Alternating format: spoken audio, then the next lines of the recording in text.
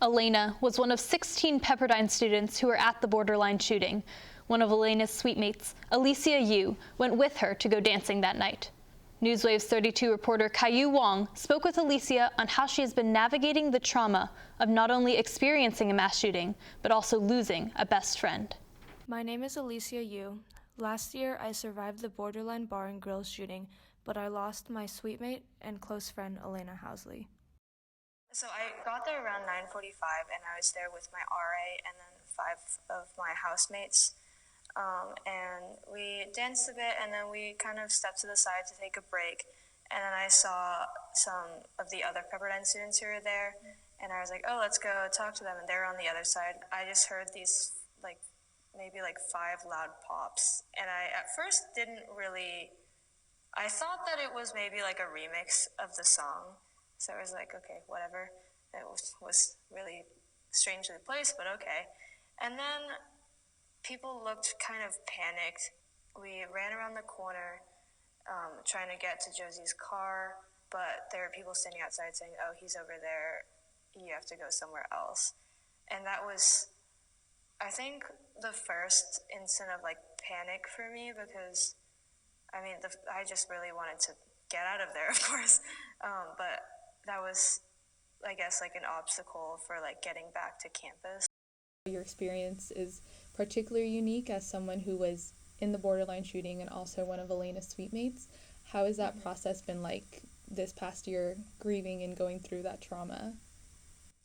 It's been, I would say, definitely hard to balance, because I feel like a lot of the times I have to push one thing aside and focus on the other. So I spent a lot of time grieving for Alaina first, because that's what my suitemates are doing. And then at some point I even forgot that I had to just process the trauma of being at borderline. I felt alone a lot, because it felt like my suitemates couldn't really understand, because while they were very close to me and could see the effects of trauma, they simply weren't there. And on the other side, there were the other survivors, but they didn't have to process this such a close grief for Alaina. Obviously we all grieved as a community, but just having to grieve on that personal level just wasn't present for them. But it just felt like there was just such a immediate and stark difference between my experience from anyone else's. And it just felt really lonely on campus a lot of the times, because I just realized nobody else experienced both things.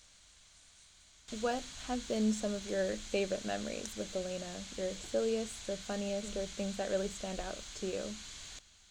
We held a party in DeBelle the 21st night of September, and we listened to September by Earth, Wind & Fire 21 times.